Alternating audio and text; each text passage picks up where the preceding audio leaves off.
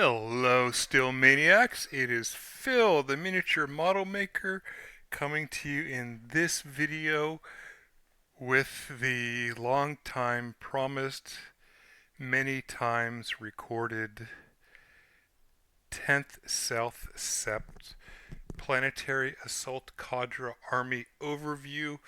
In previous iterations that I've worked on, I have ended up rambling a lot.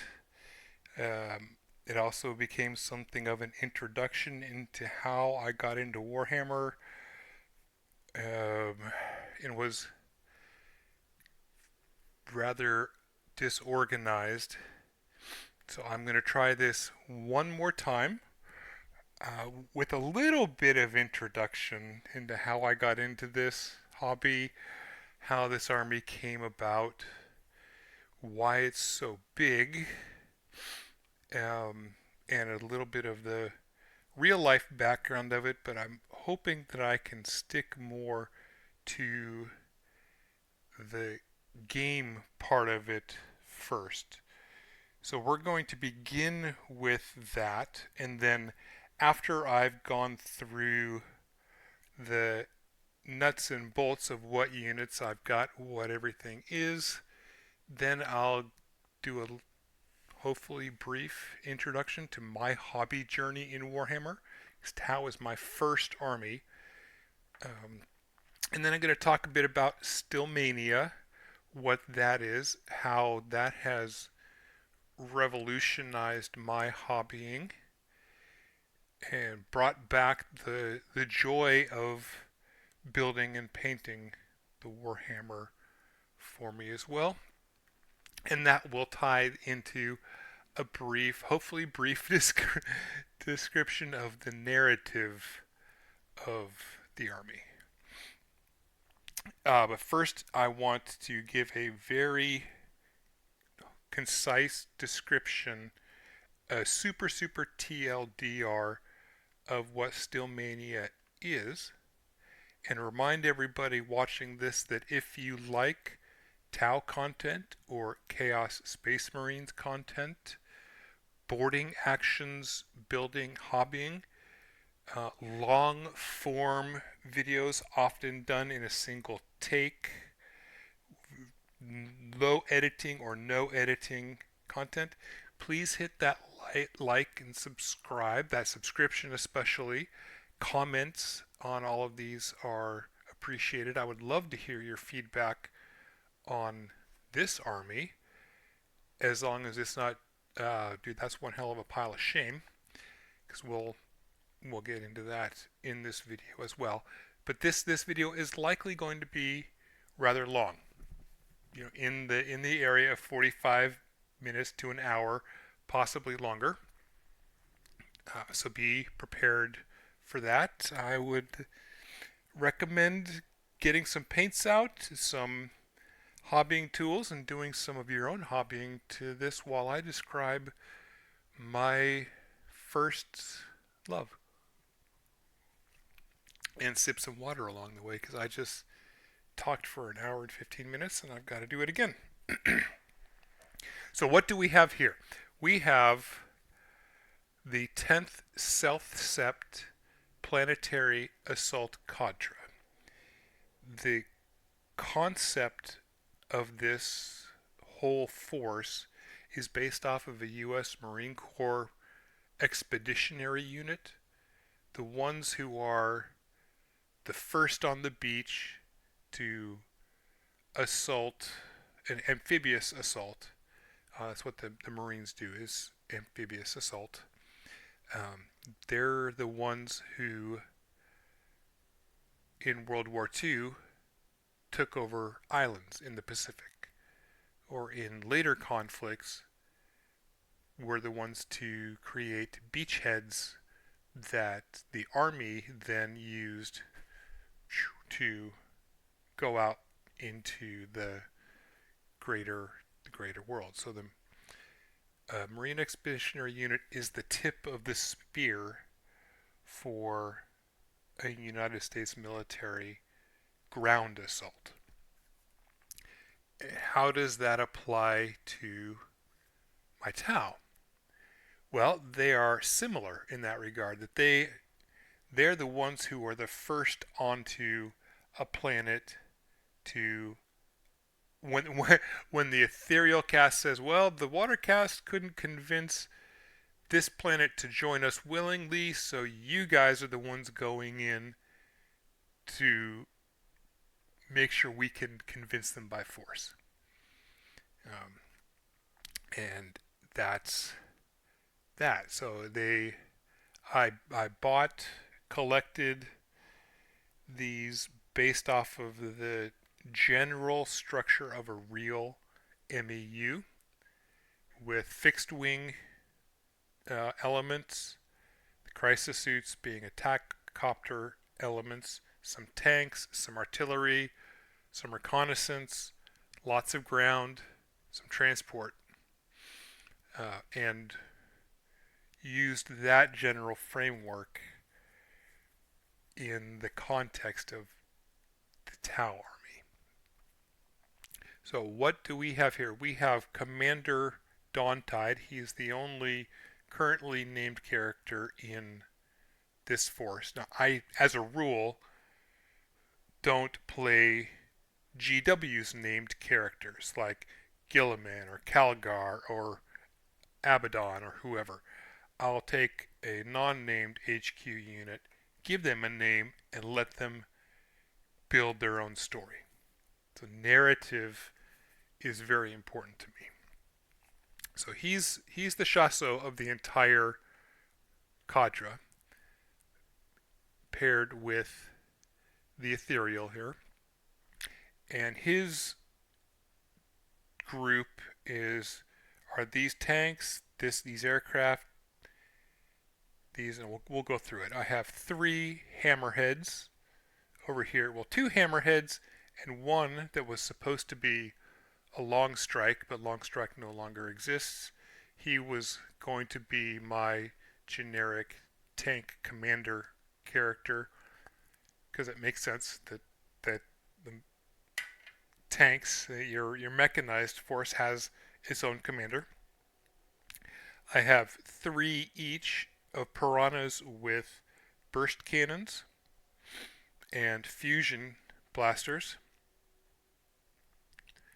3 crisis suits with the burst cannons. 3 crisis suits, and this is a narrative squad. They're the commander's bodyguards. So in past editions, commanders could have a bodyguard unit. So I modeled the 3 of these with the iridium suits, missile pods, airbursting fragmentation projector, and a flamer, because they've got to stay close to the commander. He has 2 cyclic ion blasters and some unspecified secondary weapon. I just really like the look of these cyclic ion blasters, especially when they're underslung like this. We have 2 Riptides, both with the burst cannon and twin-linked missiles. I don't know what other weapons they could have at this time of filming, which is 10th edition. These guys were mostly built during 8th. I've got 3 rail sides. They're analogous to an artillery unit. I really dislike the look of the missile broadsides, so rule of cool being number 1, I made them all rail sides with missiles. I love indirect fire and the idea of missiles on my mecha, so they've all got that. I just can't stand those giant boxes of missiles for arms. There's a squad of stealth suits as a reconnaissance element and marker lights. I haven't pulled out any of the drones. I've got a bunch of them assembled, a bunch of them half assembled. That would just make a huge mess of everything. There's a Cadre Fireblade, who is the command NCO.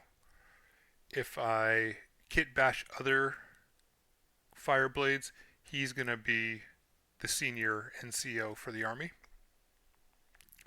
Got 2 squads of 10 each long rifle fire warriors, a squad of 10 fire warriors with carbine, and that's the main bulk of the army. The Chasseur Dontide, his specialization is Montcalm, but he's also somewhat skilled in Cauillon. However, the way he does Montcalm is at the army level, so he's coordinating the entire force as a Montcalm rather than a smaller unit, as we'll see in just a minute for Montcalm. So getting on, and so that's why this is not the fastest part of the whole force. It's the foot sluggers, the main force. Once that fast assault cadre has gone in, done their thing, opened the door, these guys will all come in. The piranhas are, their main purpose narratively is to be an attack ground support for the foot and artillery, similar in the way that the AV-8B Harrier is. The crisis suits are similar in deployment and use to how attack helicopters would be. They're flyers, they're mobile, but their firepower may not be quite as good as the piranhas that have missiles and guns and more guns.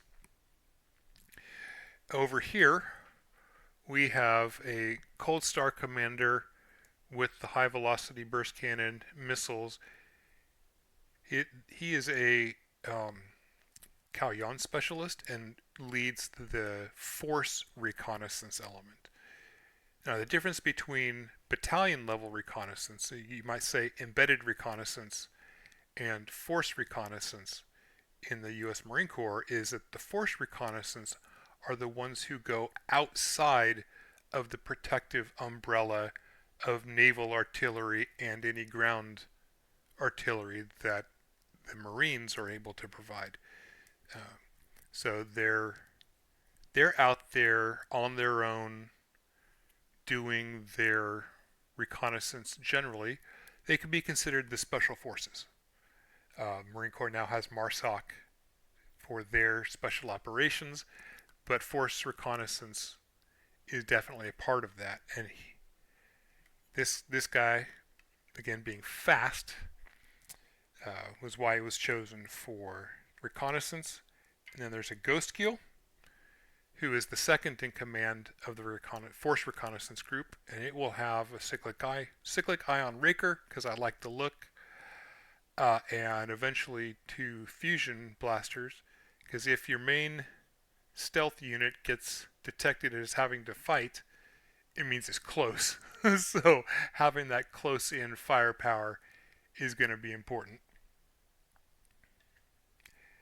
And then 2 units of stealth suits, pretty standard loadout for those. 2 burst cannons and a fusion blaster.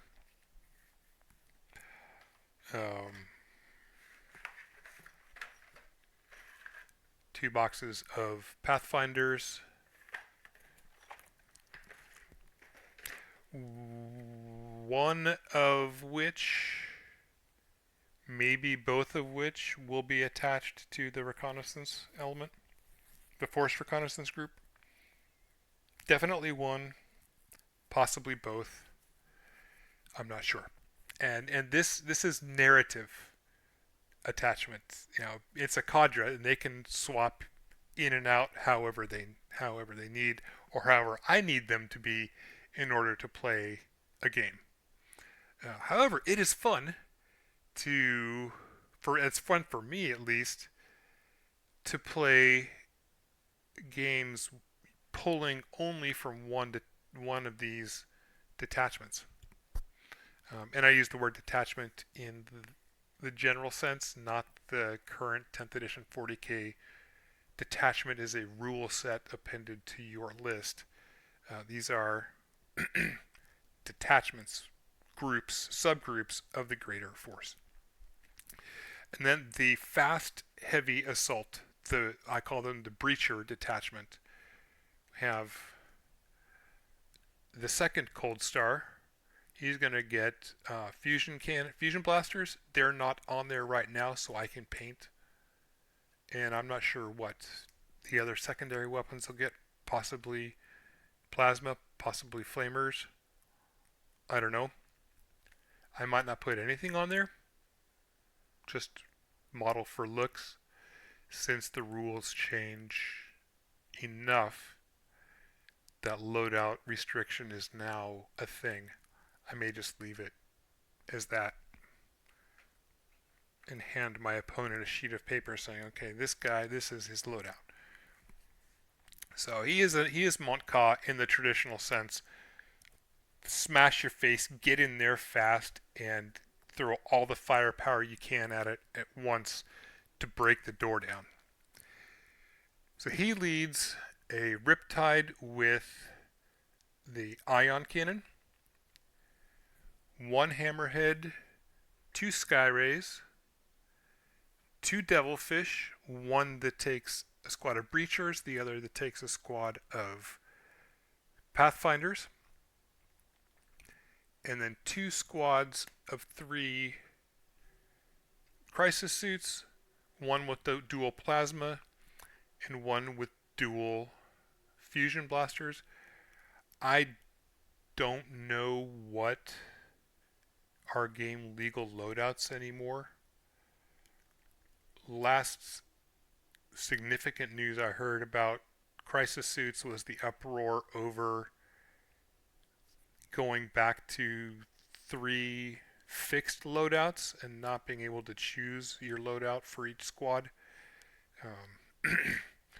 So I don't know. If they're game legal, that's great. If they're not, that's fine. I modeled them in a past edition, and I personally have a strong dislike for magnetizing for various reasons. So yeah, they may have to be another. The guys with 2 plasmas, this is their actual loadout. But for a force that has fast and firepower as its 2 themes, these weapon loadouts make the most sense to me. And the guys with the fusion have missiles as well. Why doesn't everything have missiles? That's a great question. Because I can't stand the look of just the single individual 3 missiles as a pod, and I combined them, so that cut my number of available missile pods in half. These were modeled for visual effect. So we'll see. I may have other missiles somewhere that I can do. If not, I'll find some other way to handle that. And then I have these guys who are another narrative build. They're modeled narratively. For a combined arms force like the Tau are supposed to be, foot, air, mechanized battle suits, it doesn't make sense why they don't have heavy weapons units like the Guard does. So I took some Fire Warrior bodies, gave them the breacher helmet, breacher shoulder, and then stuck the ion rifle and rail rifle from the Pathfinders onto them to play as a heavy weapons unit three, attach them to two of the regular guys, and then three heavy weapons if someone I'm playing against is narratively inclined. If not, then they get used as pathfinders with the weapon as modeled. And because they're heavy weapons, they go in the heavy in the breacher detachment. All right. What else do I have here? Two devilfish. Unbuilt. I have a storm surge. Now the model itself is too big for me to store safely with what I had available or have available. I've got cats, so I can't be leaving things like this on my desk. And my wife and I just recently bought a house and have more important things to spend money on than bookshelves for things that are in boxes, new in box, or that I can put in a closet safely. So this guy's going to get built, but it'll be last, and it will absolutely be attached to Commander Dawntide. I also have two of the old Start Collecting boxes. Here's where we're going to kind of get into a little bit of the backstory of how I got into this and how I built the army. Back in the day when news came out that we would be getting a combat patrol for a significant price increase and it wasn't as good as the Start Collecting, I immediately snapped up the two remaining of these that were at the local store, knowing that at some point I would probably need them for something, and if I didn't, knowing how GW is with prices, that I could at least make my money back on them. That it would be that if I didn't need them, it would be far enough in the future that price increases would make selling this for what I bought it for plus shipping an economical alternative to getting everything than buying them separately. And as of filming, which is mid-September 2025, 3 crisis suits are now $75 US. This was $95 US at the time. So if you buy the crisis suits and the ethereal, you're already at cost, so you're getting all of the rest of it for free. These fire warriors for free. I also picked them up because I got bit going between 8th and 9th edition, where we had a minimum squad of 5 fire warriors increased to a minimum squad of 10. That change immediately cut the number of squads of troops that I could put down on the table in half, because I had these 4 plus 2 breachers, so that was 6 5-man squads ready, and I could play any detachment, any size game that I wanted to. But then I had 3, and I'm like, I need more. So I had to emergency build these guys. And I didn't want to end up being in that situation ever again. So those fire warriors in the Start Collecting boxes are a potential reserve. Also, the same thing is for the crisis suits that we found out at the edition change, that loadouts could drastically change overnight with no warning out before GW's leaks happen. So I've got these again available should I need them, because again I prefer to glue and not magnetize. That's a strong personal preference. Magnetization is fantastic for economy. It is wonderful for being able to swap loadouts as needed. But I've played against people who magnetize and picking up their models and their arm falls off, parts fall off of them, or weapons are facing backwards into their own force because they spin. Just bothers me at a fundamental level.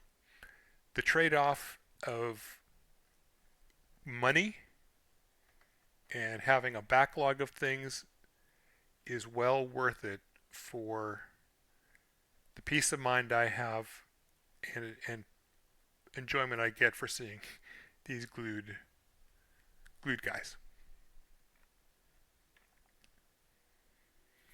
And then I showed you those two Pathfinders. I do have this box. This is full of sprues of everything but torsos. So if I got 20 torsos, I could probably build another 20 Fire Warriors, which somewhat negates the need for those start collecting boxes. But I'm going to hold on to them for a while longer, and we'll find out why in just a short moment. And then somebody gave me an ethereal.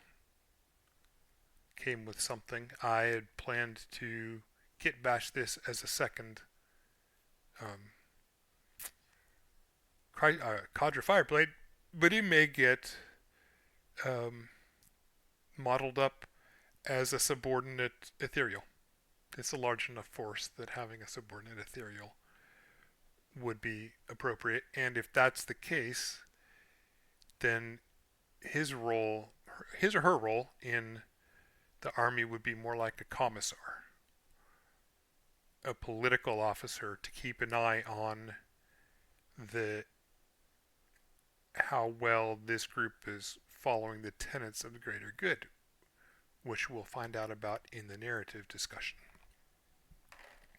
And then at one point, the store I was at had a character build and paint competition, and I thought, hey, you know what? I'll try Dark Strider, but I never got around to it. I decided I didn't want to bother. I would rather do other things with my time than that painting competition. So he's been sitting in the box for a long time and is going to end up being, once he's built, just a cool looking leader for the Pathfinder team along here. Not a character or anything, definitely not Dark Strider, just a character of my own making to go with that. That is that. That's 28 minutes in. So for those of you who are only interested in seeing what models I have, this is where I'm going to get away from that and start talking about other things. Thank you for your time. I'd be very happy if you would give me that subscription, give the like, comment below what you think of the army. Just please don't make any comments about having so much gray without seeing the rest of the video, because that's going to be explained now. Alright folks, so why in the world, why do I have so much stuff that's unpainted or unbuilt? Well, we know about the start collecting boxes, and we know why the Storm Surge isn't built. So let's talk about how I got into Warhammer. Back in 2018, I was cured, we found out later, cured of a very serious illness.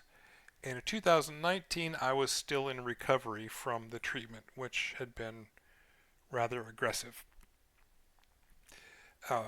The warmer early summer of 2019, we discovered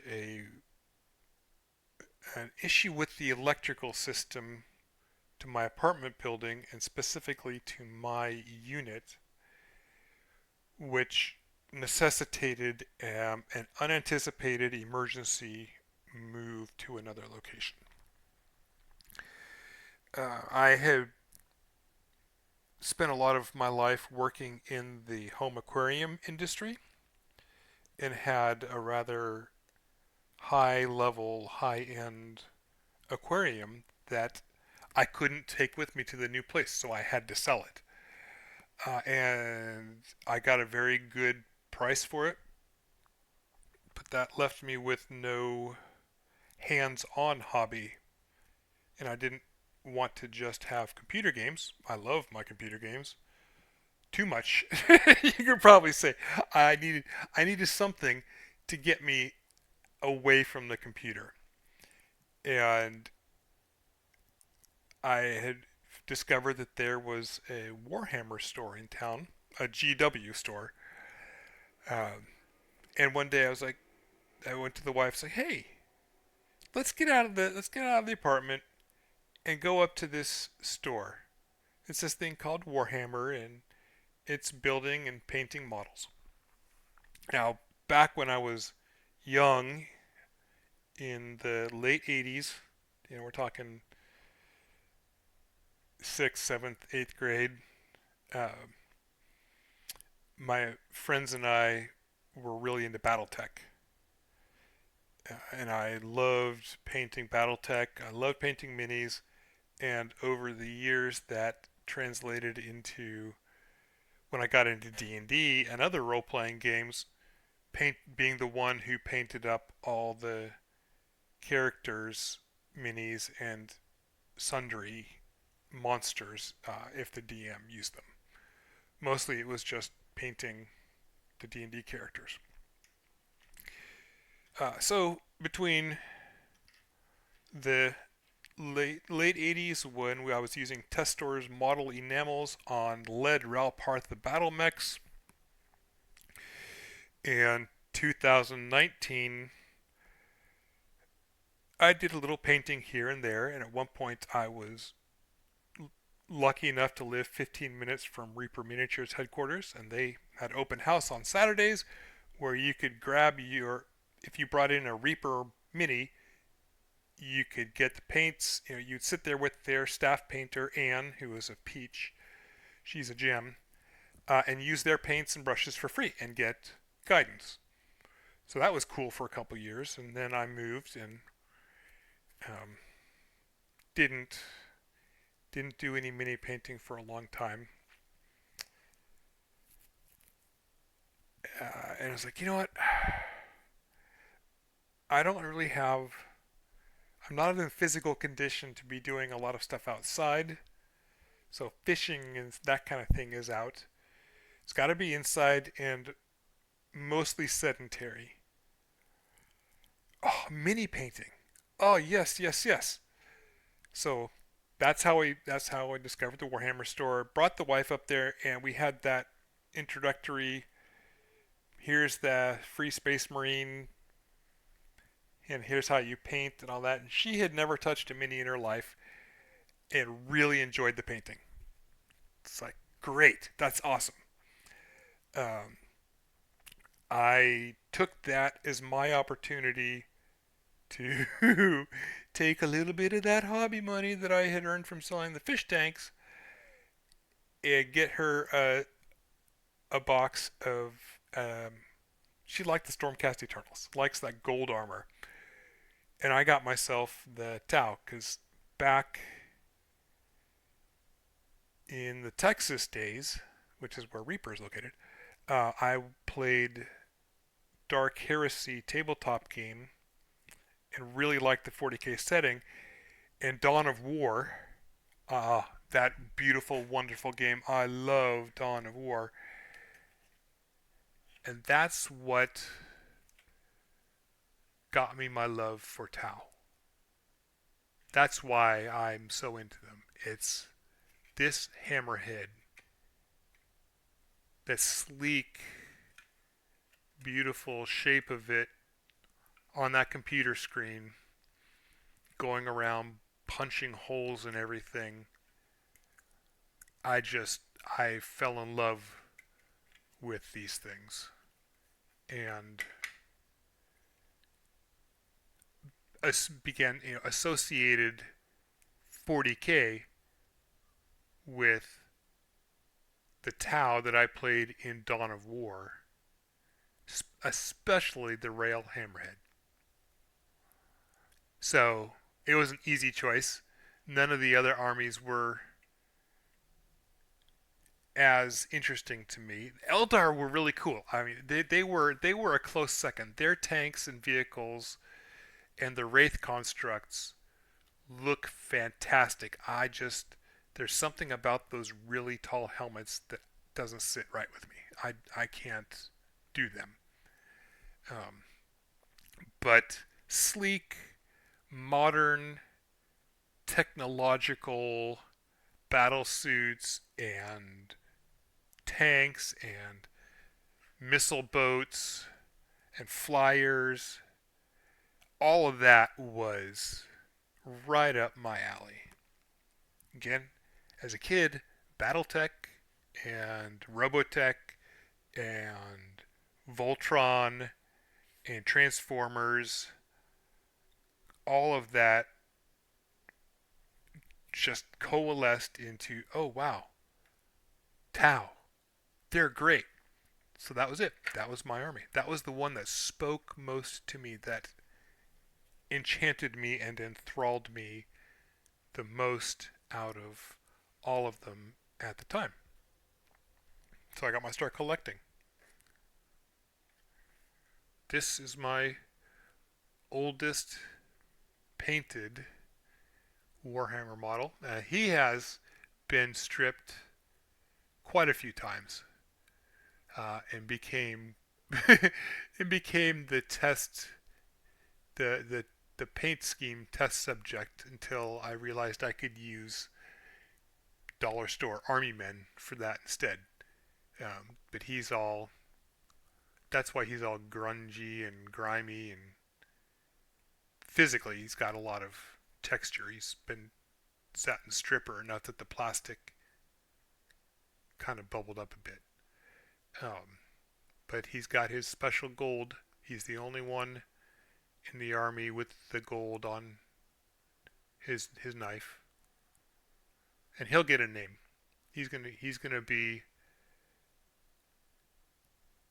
probably end up becoming a Fireblade at some point, which is probably when I'll end up kit bashing him into this. Why has he been stripped and painted so many times? Because I love the color purple.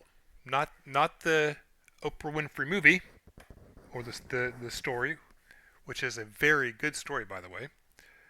I mean literally the color purple. My original thought for the color scheme for the army was purple plus something. Maybe black, maybe something else, but I had never put a huge amount of thought into color theory. I knew about contrasting and complementary colors, but looking up painting, miniature painting, and all the Warhammer painters who were talking about color theory and all that, I was like, okay, well, looking at the color wheel, we've got purple is the main color, and then green and orange are complementary to that.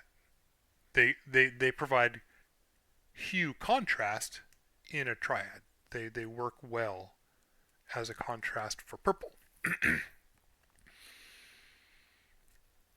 So I painted this thing up, spent a huge amount of time on it. This was for a painting competition at the store. Did my very best blends and all of all that on the instrument panels. Did my very best edge highlighting, cleaned them up. I painted this with a brush, and I can't tell you how many times I went through and had to gently scrape down brush strokes to get this smooth appearance. So yeah, I put a massive amount of time and effort into this model, and woke up one day, rolled over, looked at the bookshelf, and saw an Evangelion figure that somebody had given me in purple and green and orange. And I just couldn't do it. I stripped I stripped this guy right away. This is my keepsake first Warhammer paint job because it's like the second or third that I had ever done, and it's the one that I put all my heart and soul into. But I couldn't give give in to the getting the fucking Riptide Shinji Tau lovers. Tau players are anime loving weebs, nerds, and all that. I caught too much shit from other players at the store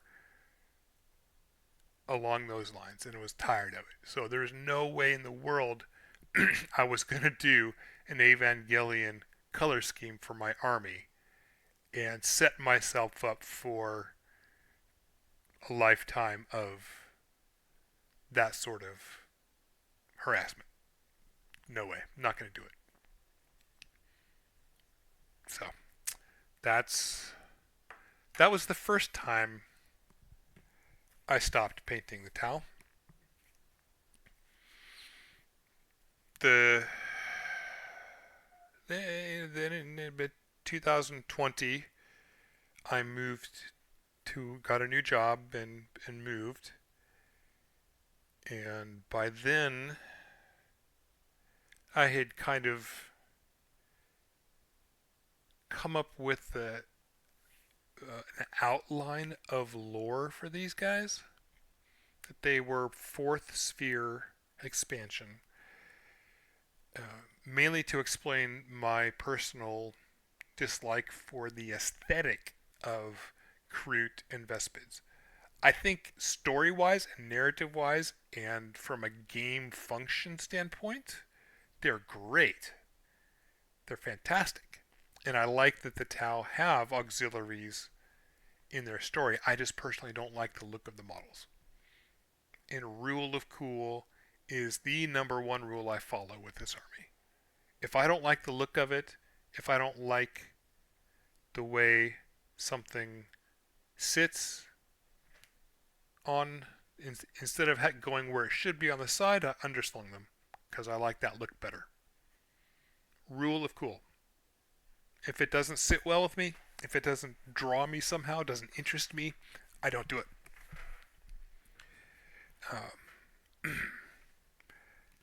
So fourth sphere, and originally the story behind them was they made it through all the stuff with the fourth sphere, but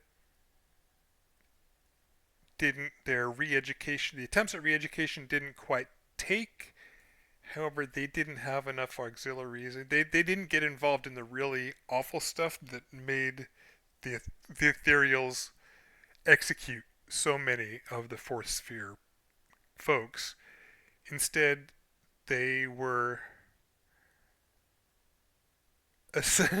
essentially put on a penitent crusade. You know, they were like told, okay, you go to this planet and take it over, and it was a forest planet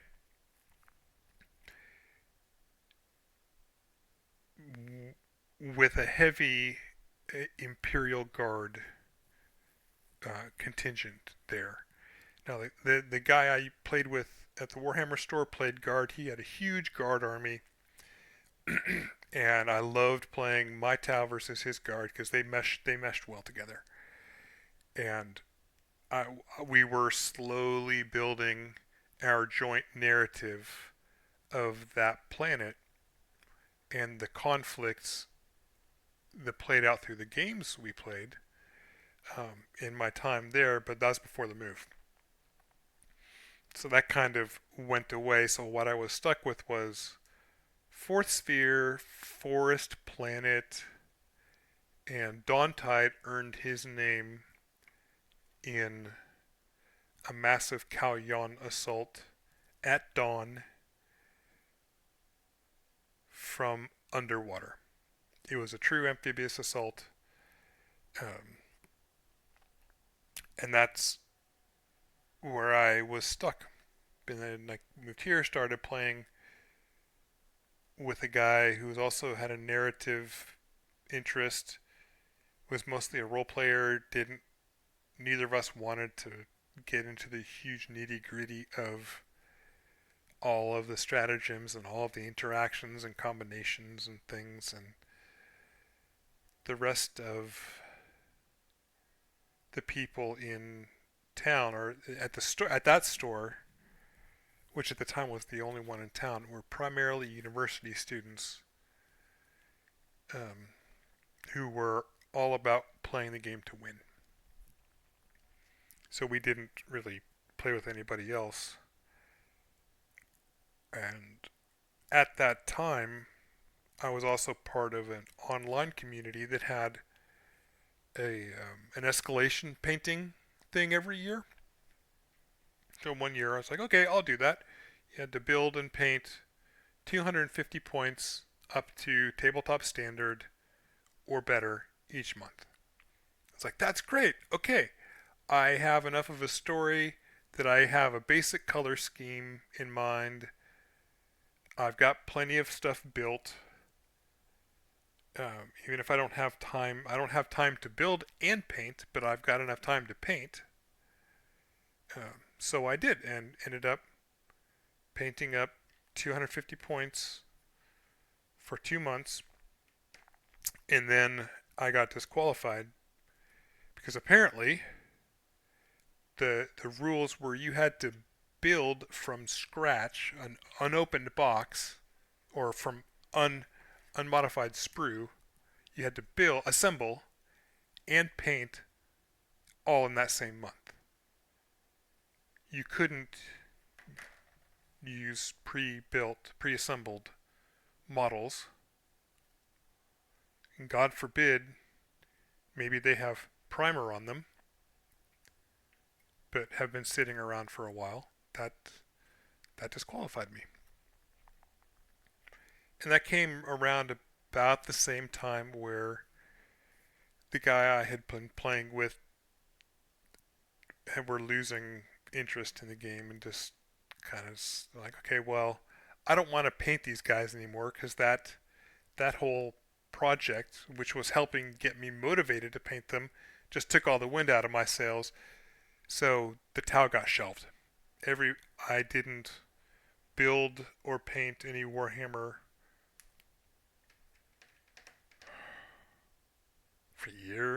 for years, a couple years,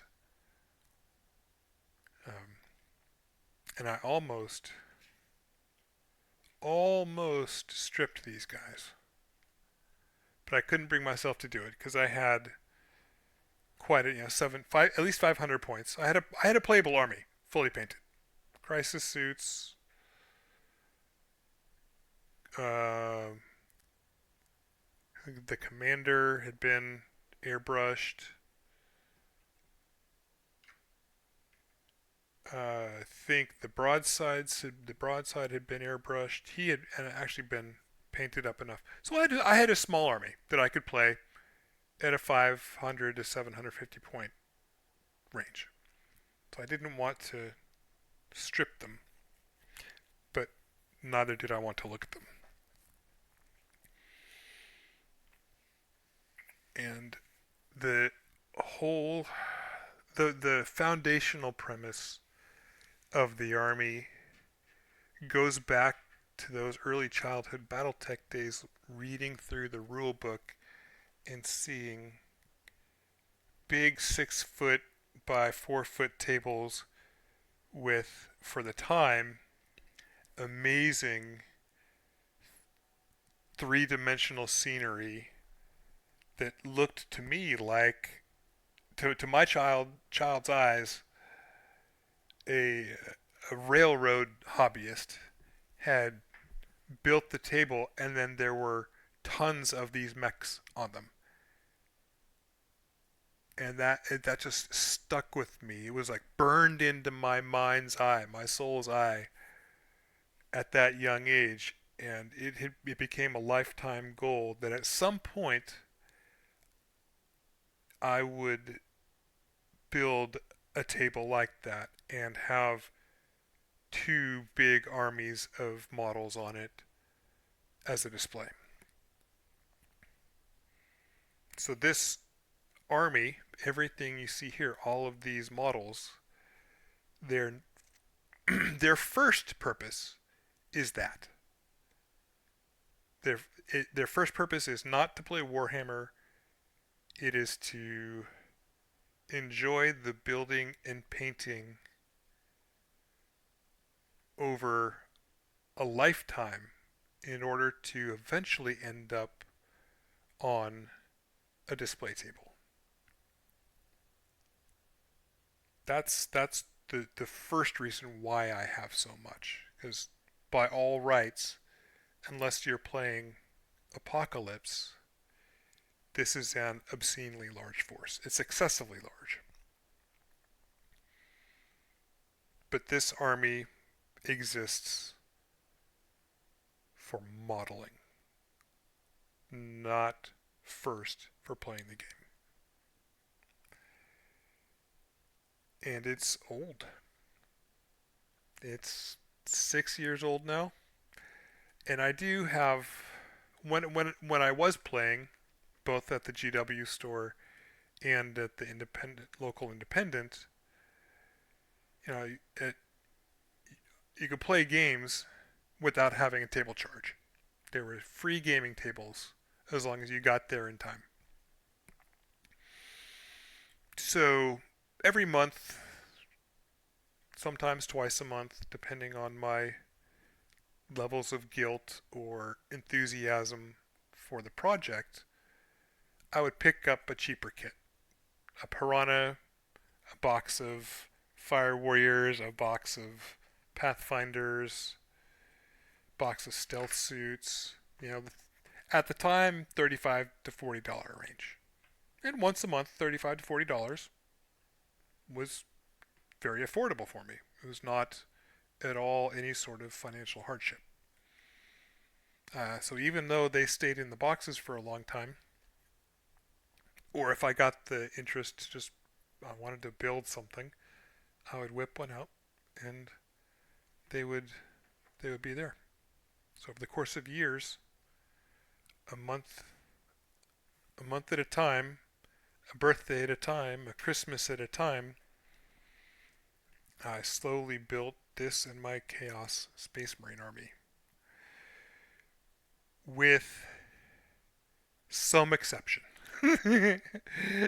So here's where I'm going to tell two stories that I like to tell stories for that kind of epitomize certain aspects of the Warhammer and Games Workshop ecosystem. So I got really, really, really lucky at my point at the time of entry into Warhammer. It was just one, I had a lot of money that I got from selling the tanks, so I had discretionary income that was an unexpected windfall. And it was earmarked for hobbying. That was my Warhammer budget. And then the timing of it, I got in not terribly long before Apocalypse as a game mode was released. And Tau players at certain times have an advantage. Our faction is not exactly popular, so if we can get to a store with physical copies of things, chances are good we're not going to have to stand in line or fight other people for special boxes. Battle Force boxes or whatever. FOMO boxes, we call them now. Um, and the Apocalypse box for the Tau was remarkably good. Remarkably good. It was a Riptide, a Commander battle suit, and 6 Crisis suits. I think it was $150, maybe been $170. And at the time, Riptides were in the $120 range. So if you bought a Riptide and the Commander, which I think was like $60, you essentially got 6 Crisis suits for free.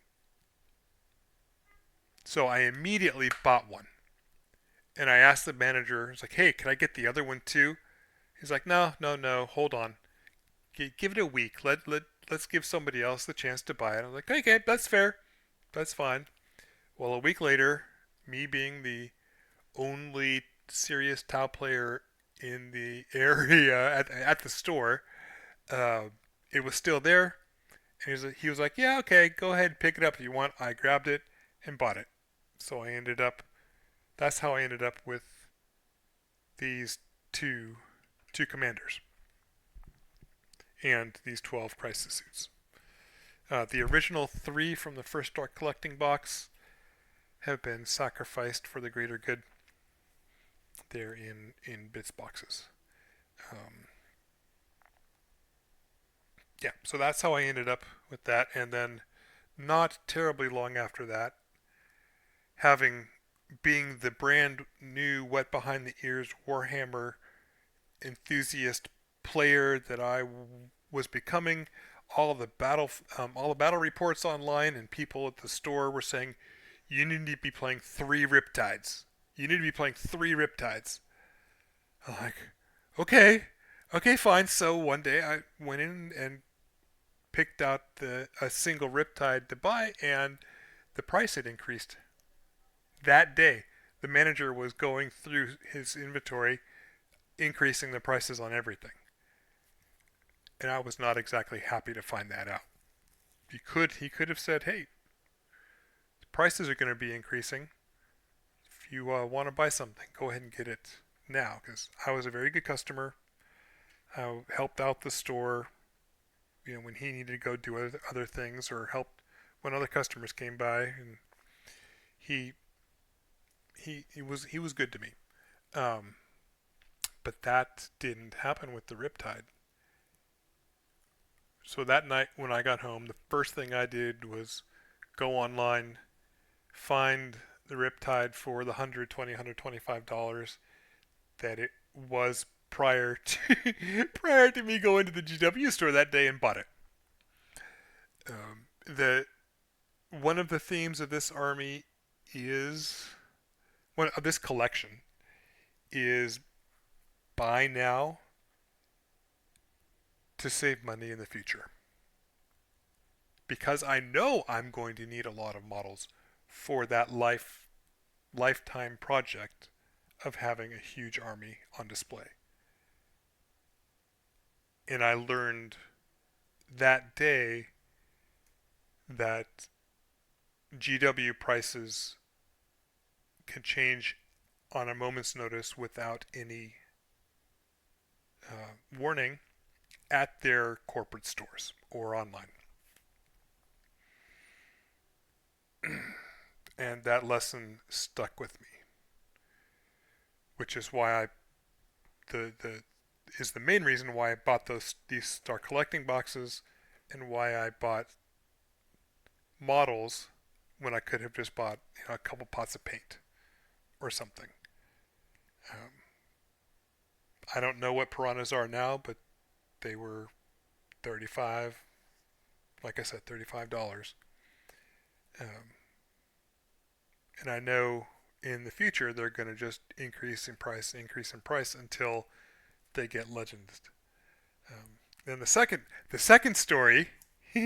Why the hell do I have so many tanks? That's a question I get asked a lot when people see my whole collection on the table. It's like, dude, why the heck do you have so many hammerheads and skyrays? Well, one Christmas, I asked relatives when asked what I wanted for Christmas gifts, I was like, just get me three hammerheads.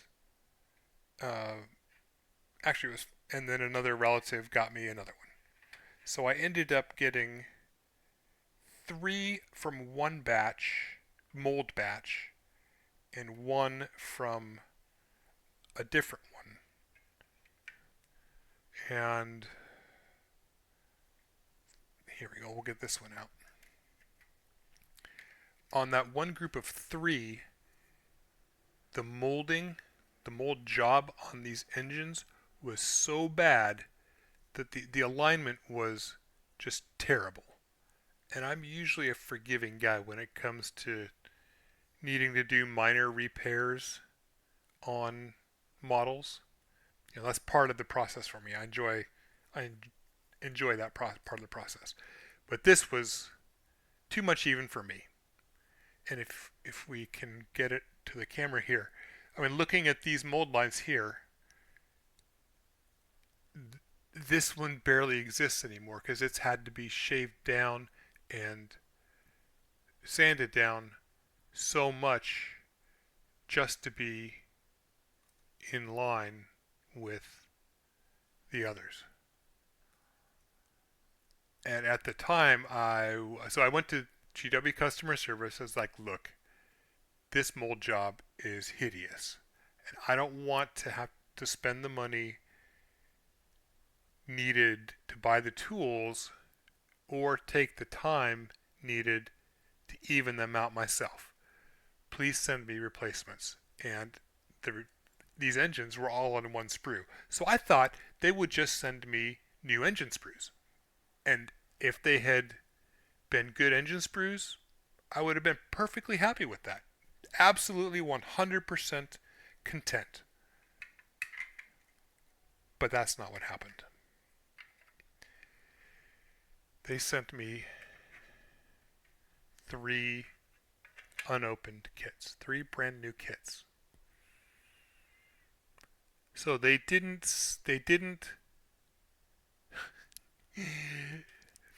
fix the problem, but they fixed the problem. I ended up with 3 more tanks to build, which is already kind of a janky chassis. It requires a lot of body work. And I had more engines to do minor repairs on. These they were good kits for the chassis and for the age of the mold. And yeah, I essentially got three new ones for free, and they became Skyrays. Now, why Skyrays and not Hammerheads? Well, that's because if you're not paying attention when you're assembling these things, and you put this little piece here that's a round disc with this up, I don't know, I want to call it a peg, this upright portion, it fits the Skyray, but not the Hammerhead. And I wanted to magnetize them. That was my one magnetization that I was absolutely dead set on doing, because it's really easy there, and I found a way that if you put enough magnets inside the body, it stays. Um, but that meant that I couldn't, on the ones that I had put this little peg inside, this part inside, I couldn't magnetize them as hammerheads. So I'm like, all right, well, that part is done. These are forever and forevermore Skyrays, which I'm not complaining about because 3 is the limit. And I've now got 3 free Skyrays and 3 hammerheads, which I do know better now, and was able to magnetize. It took a lot of doing. Oh wait, that's a Skyray. Derp. Yeah, it took a lot of modifying, but I was able to get them done. And now I can put the ion cannons or the rail guns on them. And it also gave me then the tank commander. So yeah, that's how I got so many of those. And then Devilfish came from birthdays.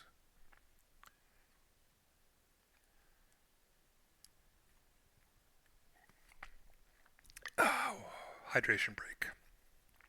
Getting a little talked out. So let's take a little bit of time and talk about Still Mania and how it about how it's influenced my hobby journey, how it's now influencing how I approach the Tau, and 40 my 40k collection in general, regardless of the faction, but specifically right now, the Tau, and talk a little bit about ups and downs in the hobby. So I'm gonna get philosophical here, folks. If you're not really into that, thank you for your time. This would be a good exit point for you. If you are exiting, please do make sure to hit that subscribe button, notification, so you can see what is coming when, and comment. Is my experience in starting Warhammer in some ways similar to yours?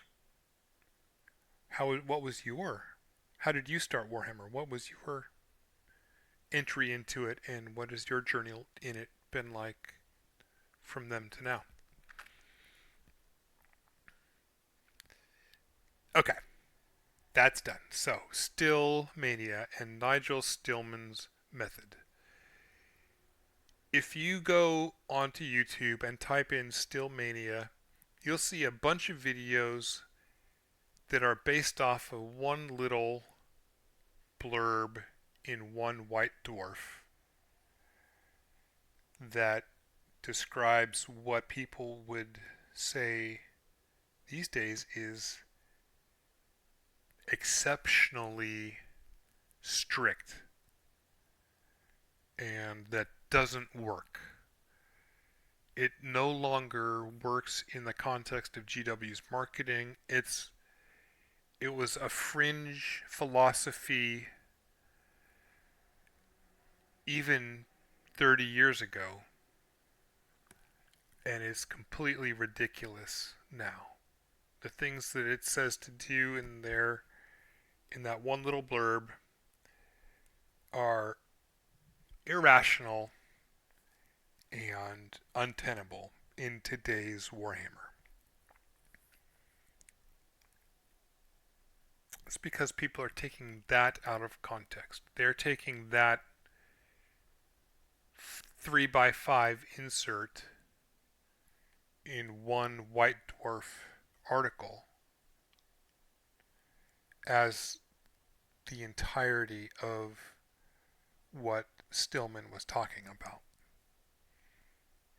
Now, if you go back and read the articles, or if you go to Dana Howell's YouTube channel, and look up her excellent 30-minute summary of Stillmania, or you can look up Nurgling, Nergling, and listen to his 8 episode playlist on Stillmania where he essentially is reading the articles. You gain a great context and what is to me the best way to collect Warhammer, the best way to approach wargaming in general, and it's how I've always done it. Without knowing that's how I was doing it, um, for the most part. there have been some deviations, just like any red-blooded living Warhammer collector. You see a new shiny and you're very tempted to buy it. Or if you've been very good and stuck to your one army and then somebody buys you a combat patrol or a start collecting box from something else, and that and that starts you collecting that second army, second faction. Um, that seems to be a pretty normal thing. Uh, so what does Stillman say? The first rule of army collecting, of how to collect a Warhammer army, is rule of cool. Find the faction that speaks to you the most, that enthralls you and interests you the most. Don't consider meta. Don't consider which is winning the most. This is not a method for collecting tournament winning armies. It's a method for hobbying. Ultimately, it's a set of guidelines and a philosophy to help guide enjoyment of the hobby and enjoyment of playing the game strictly for the joy of playing the game. So find the army that visually or thematically interests you the most. If you have always been a lover of elves and in every other game, D&D game you play or video game you play, you always play an elf, don't pick dwarves. Pick elves. You know, he even goes so far as to say, in the context of Warhammer Fantasy, 3rd and 4th edition, think of what would happen if you were transported to the Warhammer world. Which army would you want to be in? Okay, and go with that. So for me, the context of absolutely loving the Hammerhead and enjoying seeing my Tau army in Dawn of War and not exactly enjoying playing Space Marines in Dark Heresy, the choice for me was clear. It was Tau. Everything about their aesthetic of the Tau race interests me. Um, and then once you've found that army, build your list. Now this is a little bit difficult to do for beginners to do without consulting others and having some influence of what the best, the most winning, the most meta uh, units are. And here's where I would suggest going over to the channel Mike's Miniatures. He does a lot of content starting with start collecting boxes or the combat patrols, and then how to build thematic armies for that faction with it. They're not competition armies, they are thematic armies. Then in the context, again, of Stillman's article, you write your list, which at the time was 3,000 points. For 40k, it's 2,000 points, so you write down a 2,000 point list. And that, of the units that interest you the most.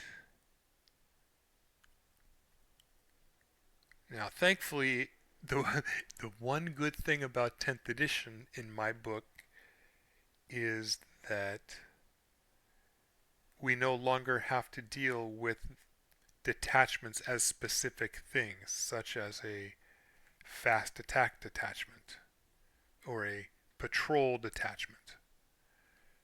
We have our HQ, our battle line, and then whatever else,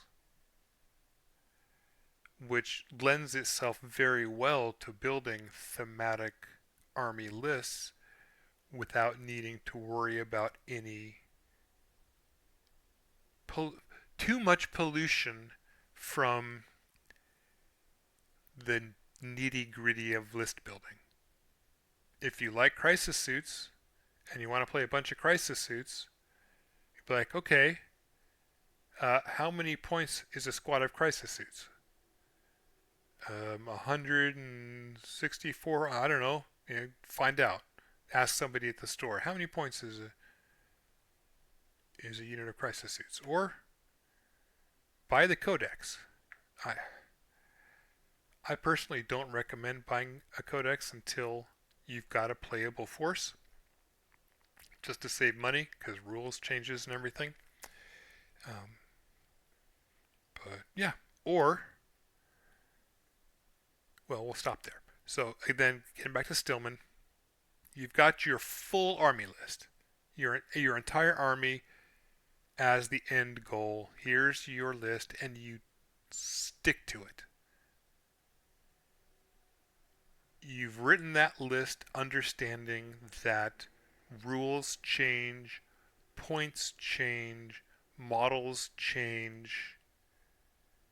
You've gone for a theme. You've gone for a narrative that you find interesting. You've in that list you've come up with your army. Not GW's army, not a army list based off of some tournaments. You've got your army. You've got your Commander Dawntide. You've got your crisis suits. You've got your Cadre Fireblade. What is this Cadre Fireblade's name? We don't know yet. May come up with it. And then within that 2,000 point list, you build your first, what Stillman called division, which I use detachment, because that's the word I got. I grew up in 40k Warhammer, so I use detachment. And that is a minimum size playable force. So in our case would be 500 points. If you listen to those videos that I recommended earlier or other Stillmania videos, you're going to hear 1,000 points thrown around a lot, because at the time Stillman was writing his articles, Warhammer Fantasy Battles had a 3,000 point army. So you built 3 1,000 point divisions as your list. 40K, you start with a 500 point division, detachment. And oftentimes, if you're lucky, that's a combat patrol box. If you're not lucky with your army, or you've written your list to not include some or many of the units in that combat patrol, then you just buy individual boxes up to that 500 points or thereabouts.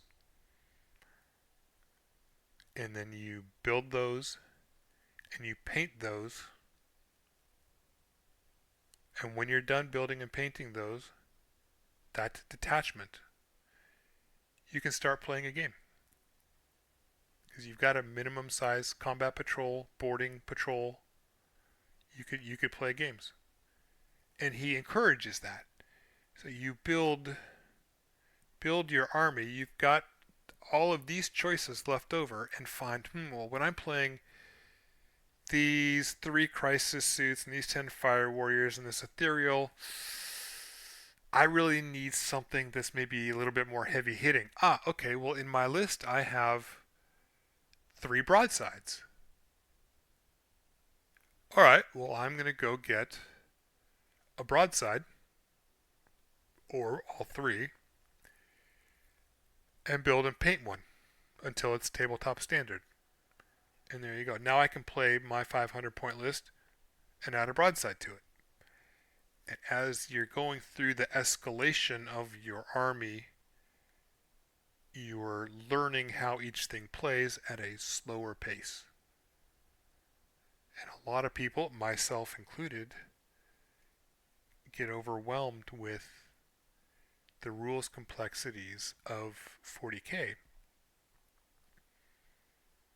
And this is a really good way to slow that down, to learn the detailed ins and outs of a small number of units and master them before adding more. And it's also a great way to avoid FOMO,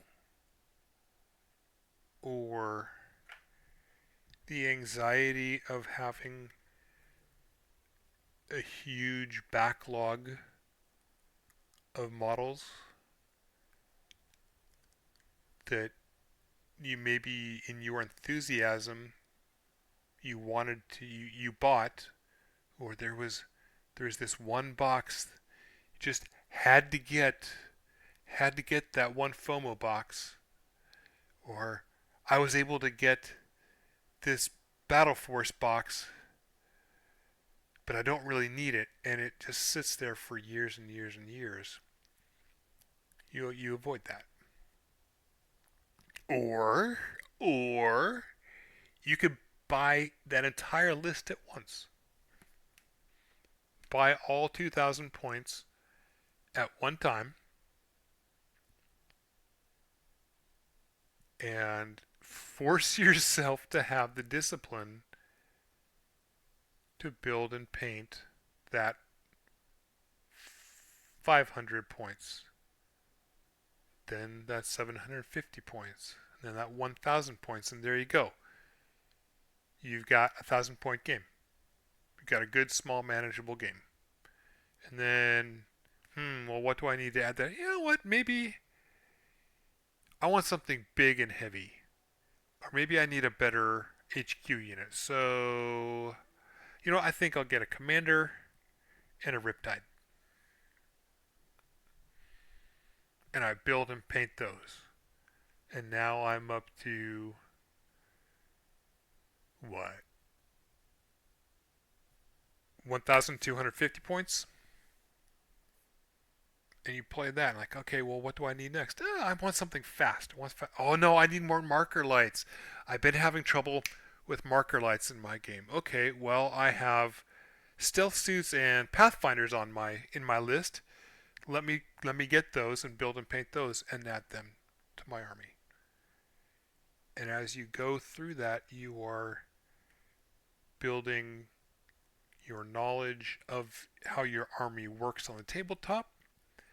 You're building confidence in your ability to play the army in the game, but you're also building the story. Maybe your commander did something really cool and earned its name. Or maybe this squad of crisis suits uh, did a manta strike too close to the enemy and got wiped out and had to be rescued. And now they're kind of a bit ashamed of themselves. You can build your story that way. But what's most important, second most important, is that you finish that army before starting another one, or expanding it. You've got your fixed 2,000 point list. You do not change it for FOMO. You do not change it for rules changes. You play the models that you were most interested in, win or lose. You play to just enjoy the game and learn the game and get better at playing it step by step by step.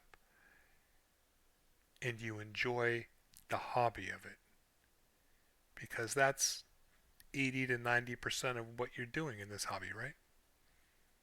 You spend more time building and painting than you do playing.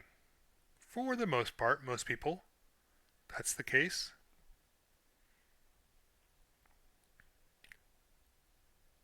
This is a long-term project. It's going to take dedication and discipline.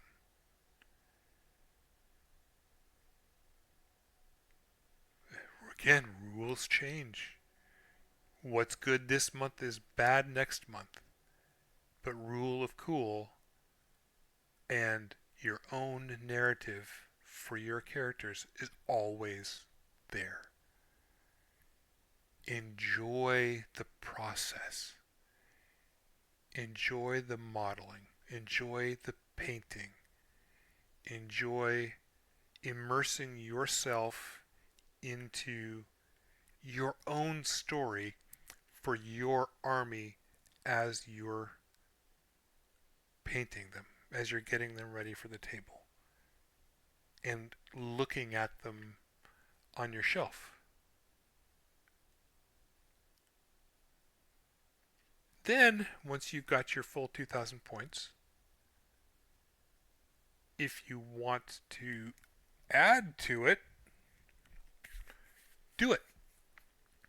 Maybe add another 500 points. Now, Stillman himself, in contradiction to the meme that has become, you get 2,000 points, you played that army, you played those 2,000 points, never having any other armies, always, only, ever in your entire life, only those 2,000 points. No, that's not what he said. Build, dedicate yourself, have discipline, and get that first 2,000 point or 3,000 point army done. And even recommends going so far as to add another 1,000. So you can swap in and out. Look at this. I could make any army list for Tau that I wanted to with this, because I've dedicated myself to this army in general. Not 100%, but for purposes of this, I've dedicated myself pretty heavily to Tau. So expanding that army from 2,000 to maybe 3,000 gives you some variety. Because it's nice to play different things. It's nice to be able to adapt your army to another person's. To be sportsmanlike. Perhaps my original army was 3 Riptides, 3 Hammerheads, Ghost Scale Stealth Suits, and Commanders. Plus however many Crisis Suits. That's a mean list. That's an Alpha Strike list. It's a really cool thematic battle suit and tank mechanized list, but it's mean. You don't. it, it's no fun to play against. It hurts to play against, and it'll get you a reputation for being a jerk playing a list like that, because you're more than likely blowing somebody off the board in the first 1 or 2 turns. So expanding your model options, if a beginner comes in,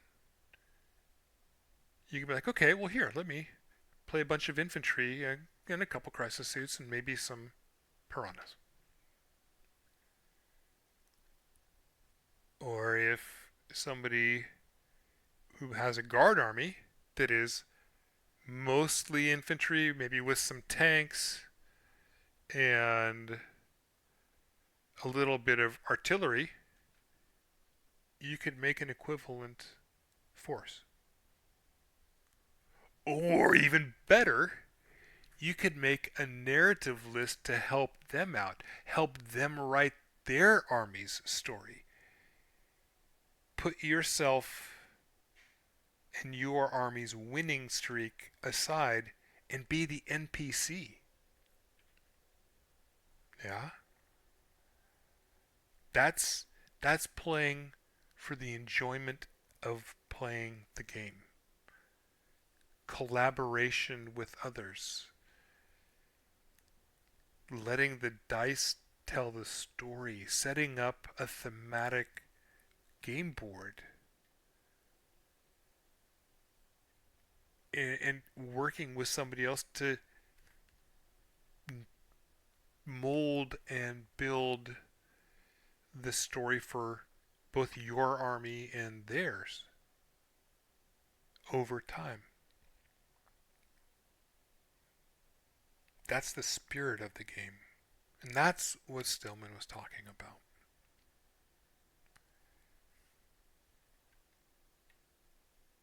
I have been Phil, the miniature model maker.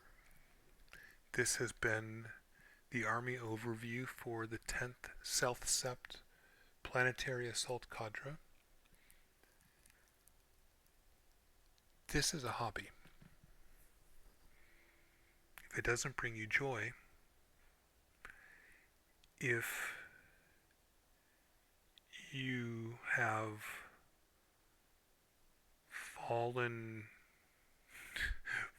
prey to impulse and excitement in the moment and have accumulated a massive pile of shame. And I'm using pile of shame specifically in this instance because it's bringing embarrassment. Because you see some amount of shame in your accumulation of models. If you are anxious about rules and how they change, how additions change, how models may someday suddenly be taken away wholesale. an entire faction that you have chosen and invested in might go away.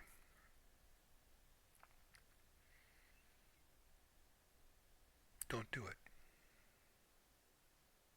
Okay? Instead, be still. Find your rule of cool.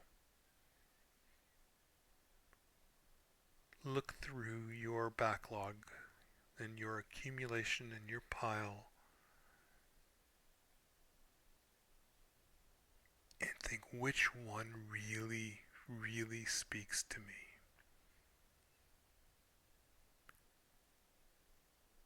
If I had to live in one of the societies in the 42nd millennium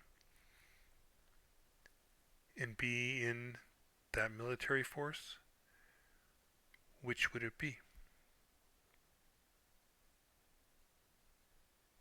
Just looking at it, which faction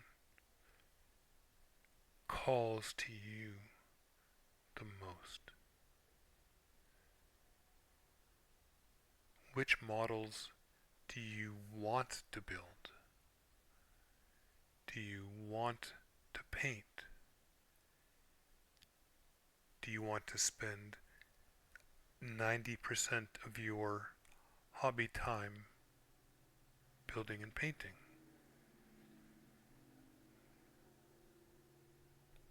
Pick that one. Put all the rest aside. Pull out all of your models in that faction. Take stock of them. Make a YouTube video of it. Write everything down. Maybe go into BattleScribe. See how many points you have, but I recommend actually handwriting it down. It's a bit more meaningful that way.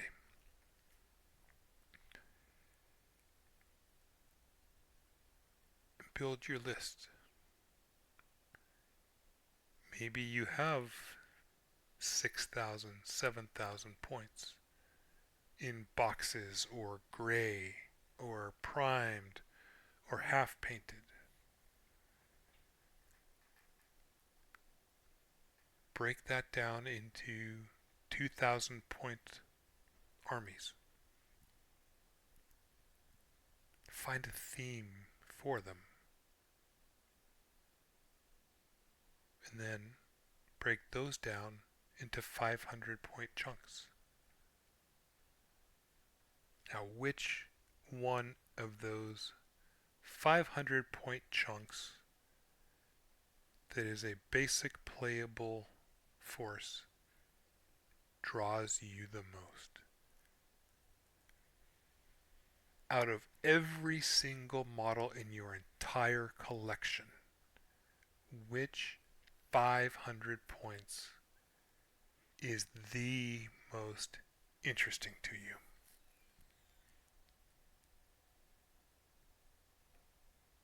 Put everything else aside. Put those 500 points of unbuilt or unpainted models on your desk. Build them. Paint them.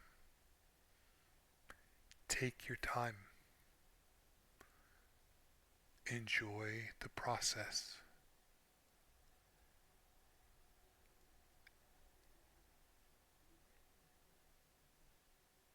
And be good to yourselves, okay? Bye-bye.